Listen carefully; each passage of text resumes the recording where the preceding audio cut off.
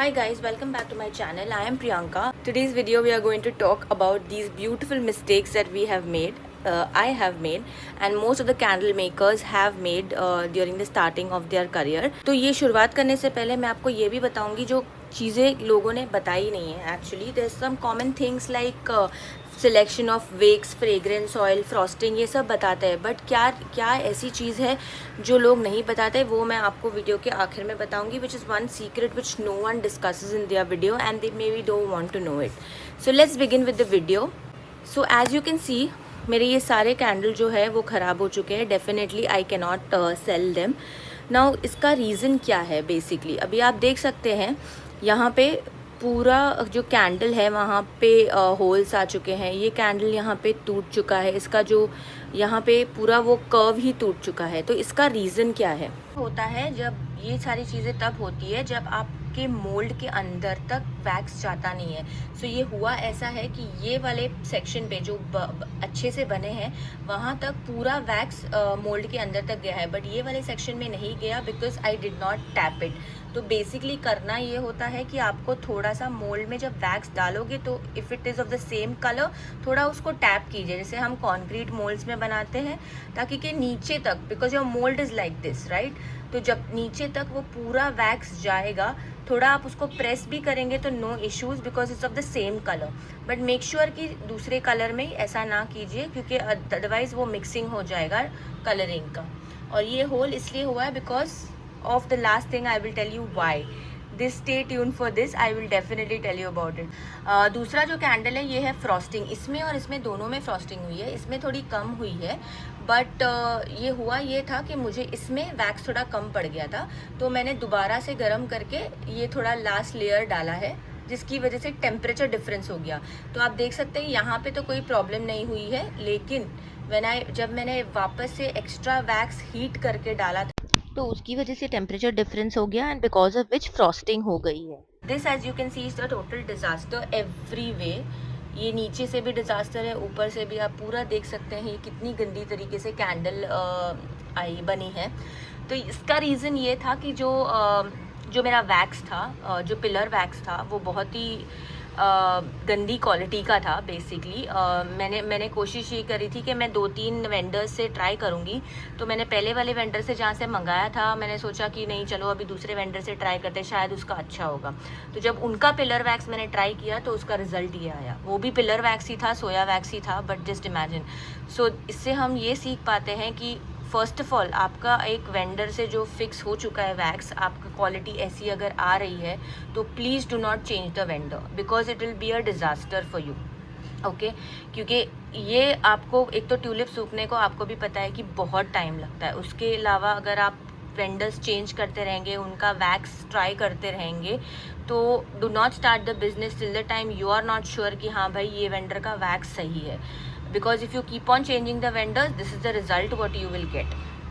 Second one is the wick selection is very important. So what happens is basically ये जो carbon जम रहा है आप देख सकते हैं, this is because of a wrong wick selection.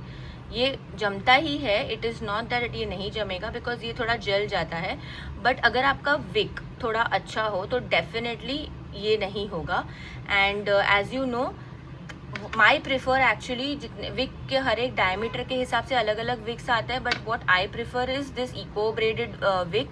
ये सबसे बड़ी विक है 8 इंच की, जो मैंने ऐसे टेपर कैंडल्स के लिए ली है.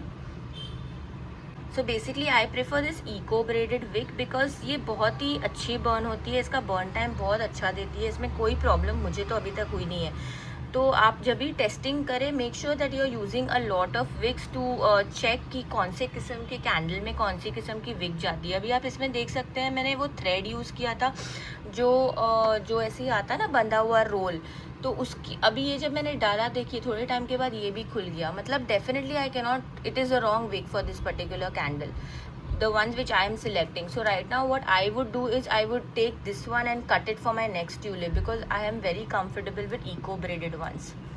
And the last thing which I was going to tell you, जो ये किस लिए होता है, is basically the wax is not dried.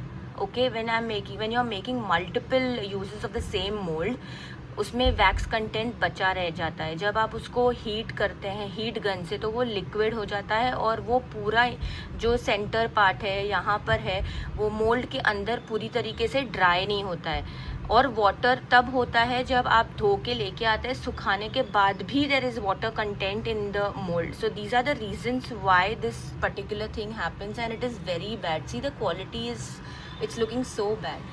So to avoid these mistakes I would first say that I would recommend that आप अब सबसे important चीज़ आपका मोल्ड बहुत अच्छी तरीके से वॉश करके उसको ड्राई कीजिए, उसके बाद हीट गन यूज़ कीजिए और फिर सुखाइए और फिर थोड़े देर के बाद like don't immediately use it, let it dry completely. मैं तो बोलूँगी एटलीस्ट 10-15 घंटे उसको ऐसे ही सूखने दीजिए ताकि कि एक भी वाटर ड्रॉपलेट नहीं रहे.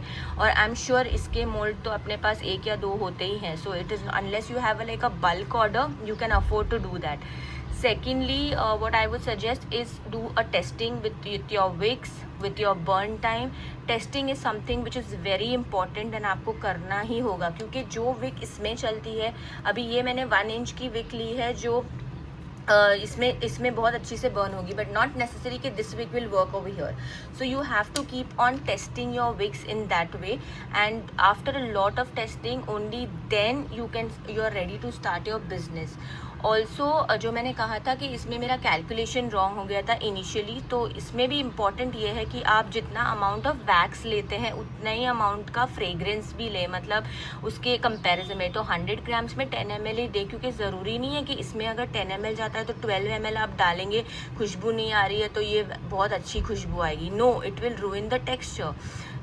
ऊपर से वैक्स का आपका जो कंटेंट है, जो वेंडर ने आपको स्पेसिफिकेशंस दिए हैं वो बहुत ज़रूरी है, क्योंकि you can not put 12% if he is mention 10% because his wax will not be able to absorb that much of fragrance.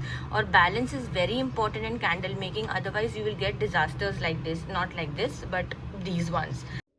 And also make sure that when you are washing the moulds आप उसको एकदम वो Scotch Brite वाले scrub से रब ना करें.